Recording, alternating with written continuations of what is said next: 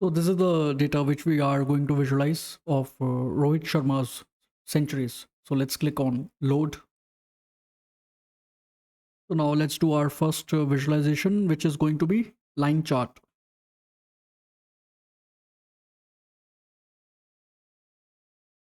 So yeah, so in the line charts, we're gonna have centuries by year visualization. So let's click on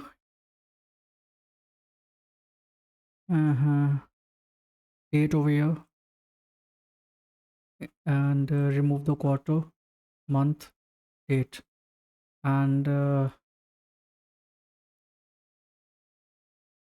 okay, so you can see count.